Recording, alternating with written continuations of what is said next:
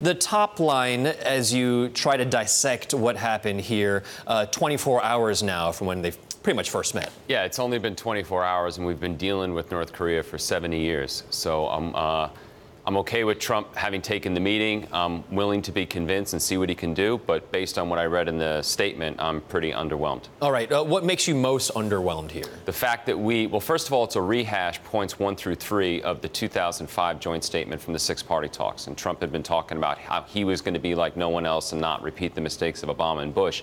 This is very Bush-like language. Which I'm not saying is bad, but it's not what he had necessarily promised. And most notably, we adopted North Korea's language on denuclearization. We said denuclearization of the Korean Peninsula, which is North Korean code for removing South Korea from the U.S. nuclear umbrella. And then off script, obviously, during the press conference, not necessarily the halting of the war games, because those can be easily put back on. Right. And we did suspend exercises during the Olympics. But the fact that our own president would call our war games provocative, I mean, that's something I would expect Xi Jinping or Kim Jong Un to say. So that's what kind of unnerved me. Daryl, I want to bring you in here because I think the big question now is whether we can actually see the next steps move ahead, whether it is CVID, right? Complete, verifiable, irreversible denuclearization. Well, look, let me just first say that I think the meeting between the two heads of state is important to break the cycle of escalation that we were seeing in 2017.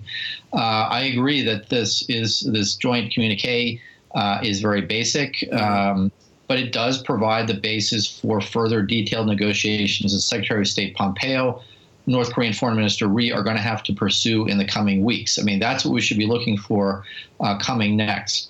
But, the real test is whether each side will follow through on concrete steps to realize these very lofty goals.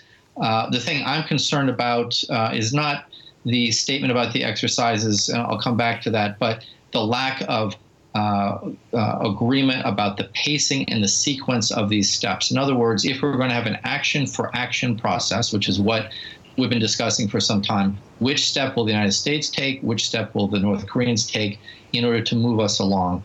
Another question not clear at this stage is whether they agree on the definition of denuclearization. Right. And just to be clear, to disagree with the other guest, the North Koreans have been saying, and the United States has been saying for years, denuclearization of the Korean Peninsula.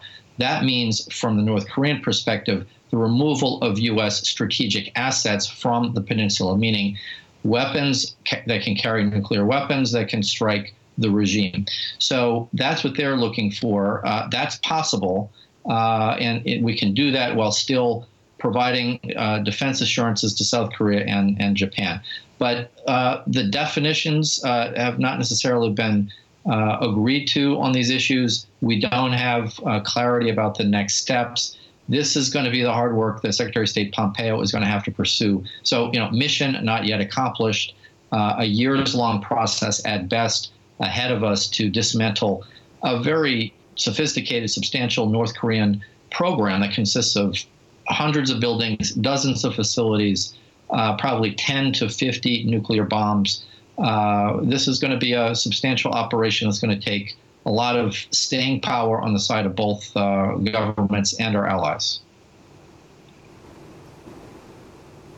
And Daryl, I guess, are you encouraged by the fact that the president said that sanctions essentially will remain in place until he sees some type of progress? I mean, we talked about how this could give him some leverage here to see this through when it comes to denuclearization, but can they actually get China to continue to play ball? Well, I think, China and the United States have a common goal here. They may have different ideas about how to execute the strategy, which levers to emphasize at which point. For now, the existing U.S. sanctions and the international sanctions will remain in place until such time as the North Koreans take further demonstrable, verifiable steps. What is not clear is whether all of the sanctions will remain in place until the entire job of denuclearization is completed. That's years down the road, or whether there may be a gradual lifting of certain sanctions in order to help incentivize actions on the part of North Korea. The Trump administration has really been not clear about their messaging on this point. There's a North Korean press account of the the meeting that differs with the idea of sanctions remaining in place until the end of the denuclearization process. So there's room for disagreement here that I'm concerned about. Just back on the military exercises, I mean, let's be clear about what the distinctions are here. President Trump said, I believe, that the exercises will be suspended. That can be reversed. Those exercises could be resumed in the fall if the North Koreans aren't moving forward. That does not mean the removal of any of the U.S. military forces at all. That's not what he's talking about at this stage. What I'm a little surprised by is that he didn't offer what the North Koreans had been asking for going into the talks, which was taking out the strategic assets from these exercises, the B-1 bombers, the B-2s, the nuclear-powered naval vessels. That's actually what the North Koreans were looking for. They may have gotten more from Donald Trump. He may have gotten something for suspending the exercises that we don't know about, but he also may have given up a concession that didn't get him something in the denuclearization process. Sean, let me ask you a similar question about the sanctions that we just asked the other guest, and that is, how important is it to keep these sanctions on almost in full force until we get verification that they are dismantling? The last time you and I talked, you called the dismantling of the Punggye-ri testing site a bit of a show or a sham. Yeah, it definitely was, from everything that I've heard from experts who were there and watched it.